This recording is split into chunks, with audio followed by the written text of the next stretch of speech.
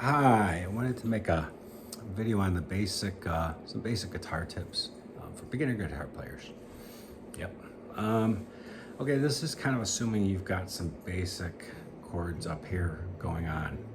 And kind of usually where I start my beginner lessons is making chords, whether it be C, D, F, a G like this, or maybe a G like this, A minor, maybe a D minor. A lot of times my students have problems when they're able to make the chord, and you want to be able to make the chord without looking or memorize your chord fingerings. So you get to that part. Well, the next hurdle to get over is changing chords.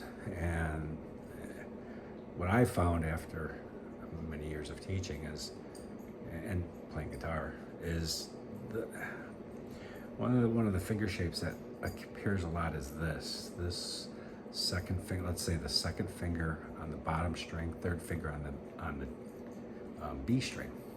That's used in a D chord. It's also used in a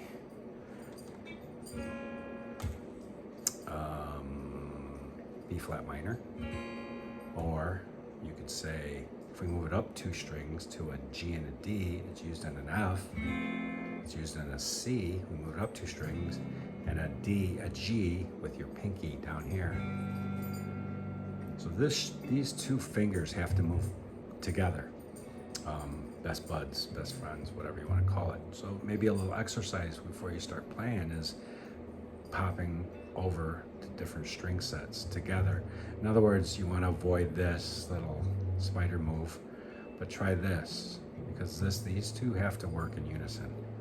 And that will help your chord change. In other words, if you're going from a D to a C, really the move is there and then drop your first finger. Or maybe try first finger and then these two.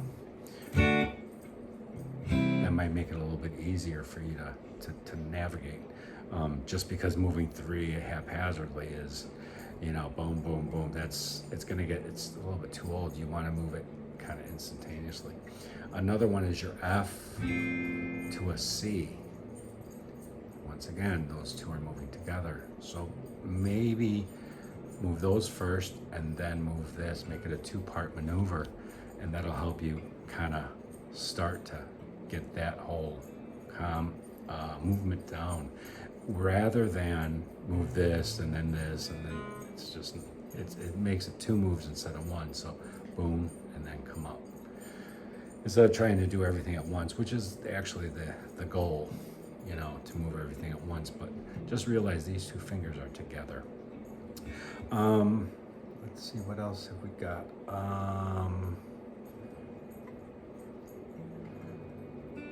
Here's another one. When you're moving these two together, this is a G chord, probably how you might have been shown. If you move these two down, it's a C suspended chord, beautiful chord.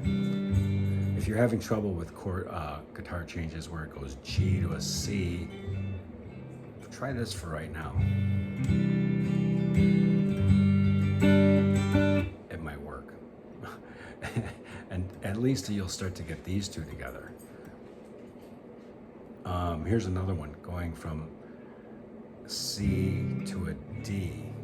How I usually show, this is a tough one, C, and then I try and move these two together and drop that one down. Or maybe move these two, and then drop this down. But if you try and get beyond making it a three-step process, going like here and then here and here and here, maybe start that way, but try and make these two an easy one to go to, and then drop the third one down. Now bar chords. The next hurdle for many students that I see is the first bar chord. I think the first bar chord probably to make is your B minor. It's right there. It's going to be in a lot of songs, and I've shown my students over the years, here's a nice cheat, a hack, if you will. Just play this for right now. Then after that, start to bar this first finger across the A, D, G, B, E string and add 2 fingers. It'll make a B minor 7th, but it'll save you from putting the final finger down. And that's going to be a tough one. There is no way around it. No way around it. Just like an F chord. Sorry, first biggest hurdle, probably the F chord, because you'll come across that first. A way around the F chord, though, is making it like this, that you'll see in a lot of books, and it's probably what your teacher said. But if that's too hard, barring this, try it with just the first finger, second finger, third finger, and work your way to barring your first finger across those first 2 strings on the your B and your E string. You know, that's going to be a tough move. Also, this bar, same thing as. Anyways, back to the B minor. Here's your B minor. What I said most often is that starting out with these chords, it's almost like if I went to the gym and the gym trainer said, okay, lift 100 pounds, and probably couldn't do it. Gigantic arms, I couldn't do it.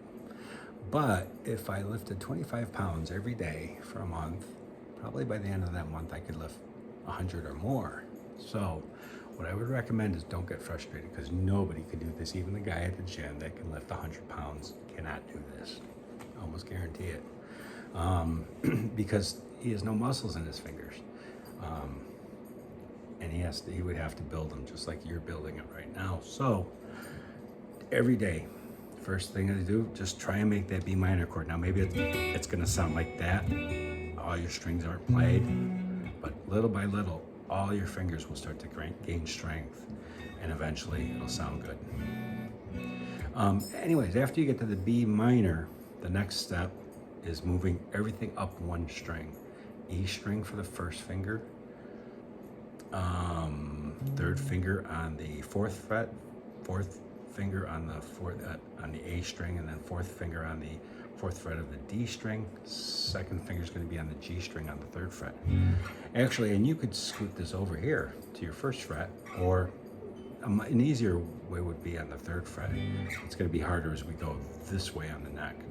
So if you want to try an F chord over here or a G chord over here, and start making your bar chords, and you want everything to ring.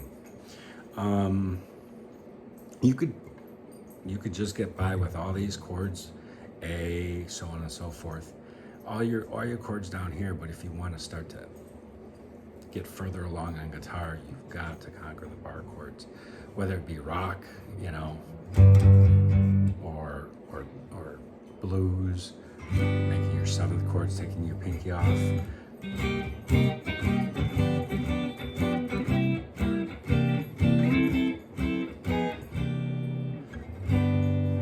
That bar chord is always going to be there.